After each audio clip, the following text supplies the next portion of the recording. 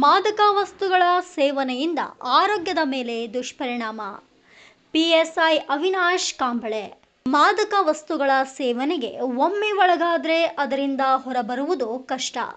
ಇದು ಮಾನವನ ಆರೋಗ್ಯದ ಮೇಲೆ ದುಷ್ಪರಿಣಾಮ ಬೀರಲಿದೆ ಎಂದು ಕಂಪ್ಲಿ ಪೊಲೀಸ್ ಠಾಣೆಯ ಪಿಎಸ್ಐ ಅವಿನಾಶ್ ಕಾಂಬಳೆ ಹೇಳಿದರು.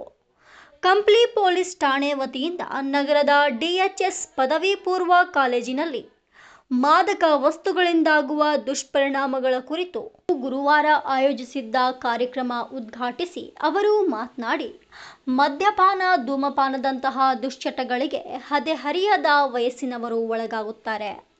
ಒಮ್ಮೆ ಮಾದಕ ವಸ್ತುಗಳ ಸೇವನೆಗೆ ಒಳಗಾದರೆ ಅದರಿಂದ ಹೊರಬರುವುದು ತುಂಬಾ ಕಷ್ಟ. ತಂಬಾಕು, ಡ್ರಗ್ಸ್, ಗಾಂಜಾ, ಅಫೀಮು ಮತ್ತಿತರೆ ಇವು ಮಾದಕ ವಸ್ತುಗಳಾಗಿವೆ. ಇವುಗಳ ಸೇವನೆಯಿಂದ ಮೆದುಳಿನಲ್ಲಿ ಅಸ್ಪಷ್ಟತೆ ಉಂಟಾಗುತ್ತದೆ. ತನ್ನ ಮೇಲೆ ನಿಯಂತ್ರಣ ಕಳೆದುಕೊಳ್ಳುವ ಪರಿಸ್ಥಿತಿ ನಿರ್ಮಾಣವಾಗುತ್ತದೆ ಎಂಬುದನ್ನು ತಿಳಿ ಹೇಳಬೇಕಿದೆ ಎಂದರು. ಕಾಲೇಜಿನ ಪ್ರಾಂಶುಪಾಲ ಬಸವರಾಜಸ್ವಾಮಿ ಅವರು ಮಾತನಾಡಿ, ಭಾರತದಲ್ಲಿ 3 ಕೋಟಿ ಮಂದಿ ಮಾದಕ ವ್ಯಸನದಿಂದ ಹೊರಬರಲು ಚಿಕಿತ್ಸೆ ಪಡೆಯುತ್ತಿದ್ದಾರೆ. ಹಲವರಿಗೆ ವ್ಯಸನದಿಂದ ಹೊರಬರಲು ಚಿಕಿತ್ಸೆ ಪಡೆಯಬೇಕು ಎಂಬ ಅರಿವು ಇಲ್ಲ. 10 ವರ್ಷದಲ್ಲಿ 70% ಗಾಂಜಾ ಸೇವನೆ ಹೆಚ್ಚಾಗಿದೆ.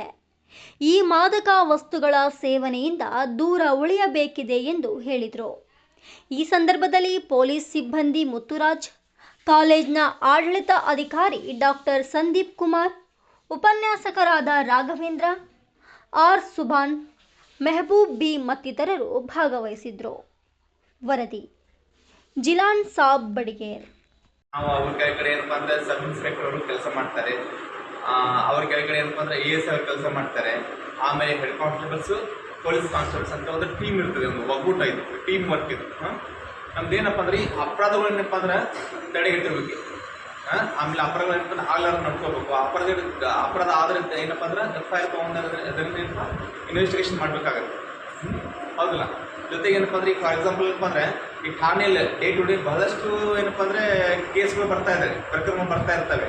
ಸೊ ಒಂದು ಪ್ರಕರಣ ಇನ್ನೊಂದು ಪ್ರಕರಣದಿಂದ ಭಾಳಷ್ಟು ಭಿನ್ನವಾಗಿರ್ತದೆ. ಒಂದೇ ಪ್ರಕರಣ ಸೇಮ್ ಇರಲ್ಲ, ಡಿಫ್ರೆಂಟ್ ಪ್ರಕರಣಗಳೆಲ್ಲ. ಈ ಎಕ್ಸಾಂಪಲ್ ನಿಮ್ಗೆ ಏನಪ್ಪ ಅಂದರೆ ಹೇಳ್ಬೇಕಂದ್ರೆ, ಮೊನ್ನೆ ಒಂದು ಕೆರೆ ಹತ್ರ ಮೇ 15ಕ್ಕೆ ರಾತ್ರಿ ಒಂದು ಕೊಲೆ ಆಗಿತ್ತು. ಕೆರೆ ಸಮಾಪನ ಕೆರೆ ಹತ್ರ ಒಂದು ಕೊಲೆ ಆಗಿತ್ತು. ಅದಕ್ಕೆ ಮೇನ್ ಕಾರಣ ಅಂದರೆ ಇದೆ, ಗಾಂಜಾ ಹೊಡೆಯೋದು. ಗಾಂಜಾ ಹೊಡೆದು ಅದು ಅಮಲಿನಲ್ಲಿ ಏನಪ್ಪ ಅಂದರೆ ಮನುಷ್ಯ ಏನಾಗ್ತಂತ ಬಾಡಿ ಮತ್ತು ಏನಪ್ಪ ಅಂದ್ರೆ ಸತ್ತು ಕರ್ಕೊಂಡ್ಬರ್ತಾನೆ. ಏನು ಮಾಡ್ತಾನೆ ಅಂತ ಅರಿವಿರಲ್ಲ ಗಾಂಜಾ ಸೇರಿದ ಮೇಲೆ. ಸೊ ಅಂತ ಸಡನ್ ಪ್ರವೋಕ್ ಏನಪ್ಪ ಅಂದರೆ ಕಲ್ಲು ತೊಗೊಂಡು ಹೊಡೆದು ಏನಪ್ಪ ಅಂದರೆ ಕೊಲೆ ಮಾಡಿ ಓಡಿ ಹೋಗಿದ್ದು ಗಟ್ಟಿ ಆಗಿದೆ, ಕರೆಕ್ಟಾ. ಸೊ ಅದಕ್ಕೆ ಸಂಬಂಧಪಟ್ಟಂತೆ ನಾವು ಏನಪ್ಪ ಅಂದರೆ FIR ತೊಗೊತೀವಿ. ಆಮೇಲೆ ಇನ್ವೆಸ್ಟಿಗೇಷನ್ ಮಾಡ್ತೀವಿ. ತಿಂಗಳಗಟ್ಟಲೆ tower dump, location, mobile numbers, IMEI numbers, ಆಮೇಲೆ ಸತ್ತವನ್ನೆಲ್ಲ ಡೀಟೇಲ್ಸ್ ತೊಗೊತೀವಿ. ಪ್ರತಿಯೊಂದು ಏನಪ್ಪ ಅಂದ್ರೆ 360 ಆ್ಯಂಗಲ್ನೂ ಎಲ್ಲ ತನಿಖೆ ಮಾಡಿ ಕೊನೆಗೆ ಏನಪ್ಪ ಅಂದ್ರೆ ಅಪರಾಧನ ಹಿಡಿತೀವಿ. ಅದು ಒಳ್ಳೆ ಟಾಸ್ಕ್ ನಮಗೆ. ಚೆನ್ನಾಗಿ ಹಿಡಿದು ಏನಪ್ಪ ಅಂದರೆ ಅದನ್ನು ನಮ್ಮ ಕೇಸಿ ಮುಂದಿನ ಪ್ರೊಸೀಜರ್ ಮಾಡ್ತೀವಿ. ಸೊ ಹಿಂಗಿರ್ತದೆ. ಸೊ ಅಪರಾಧ ಏನಪ್ಪ ಅಂದ್ರೆ ಡಿಫ್ರೆಂಟ್ ಟೈಪ್ ಬರ್ತದೆ. ಏನಪ್ಪ ಅಂದ್ರೆ ಅಪರಾಧ ಆಗಲಿಕ್ಕೆ ನಿಜವಾದ ಅಥವಾ ಮೇನ್ ಕಾರಣ ಏನಪ್ಪ ಅಂದರೆ ಈಗ ಮನುಷ್ಯ ಏನಪ್ಪ ಅಂದರೆ ತಾನು ಏನಪ್ಪ ಅಂದ್ರೆ ಯಾವ ಥರ ಇರ್ತಾನೆ, ಸಹಸಂಕಲ್ಪ ಹೆಂಗಿರ್ತದೆ, ಅಥವಾ ಏನಪ್ಪ ಅಂದ್ರೆ ಕೆಟ್ಟದ್ರೆ ಏನಪ್ಪ ಅಂದ್ರೆ ಹೆಂಗೆ ಯೋಚನೆ ಮಾಡ್ತಾನೆ, ಅಥವಾ ತಾನು ಏನಪ್ಪ ಅಂದರೆ ಈ ಫ್ರೆಂಡ್ಸ್ ಜೊತೆ ಕೂಡಿ ನೋಡಿ ಅದನ್ನು ಕುಡಿದ ಶೈಲಿನ ಗಾಂಜಾ ಶೈಲಿ ಫ್ರೆಂಡ್ಸ್ ಜೊತೆ ಕೂಡಿ ಫ್ರೆಂಡ್ಸ್ ಇದಕ್ಕೆ ಹಿಡಿದ ಮೇಲೆ ಇವನು ಜಗಳ ಮಾಡಿ ಆ ಥರ ಆಗ್ತಿದೆ. ಸೊ ದಯವಿಟ್ಟು ಏನಪ್ಪ ಅಂದರೆ ಇದೇ ಹೇಳ್ಕೊಡ್ತೇನೆ ಏನಪ್ಪ ಅಂದರೆ ಈ ಮಾದಕ ವಸ್ತುಗಳು ಏನಪ್ಪ ಅಂದ್ರೆ ಅವಾಯ್ಡ್ ಮಾಡ್ಬೋದು.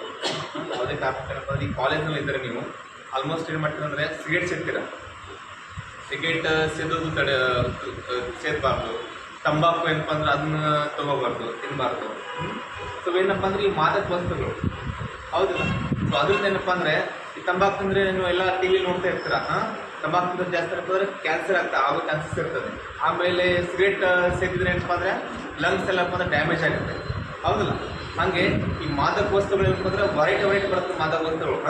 ಈಗ ನೋಡಿದ್ರೆ TVಲಿ ಕೋಕೈನ್ ಬರ್ತದೆ, ಕೋಕೈನ್, ಹಿರಾಯಿನ್ ಬರ್ತದೆ, ಆಮೇಲೆ ಮಾರ್ಫಿನ್ ಬರ್ತದೆ, ಕೆಟಾಮಿನ್ ಬರ್ತದೆ. ಪ್ರತಿಯೊಂದು ವೆರೈಟಿ ಬರ್ತದೆ.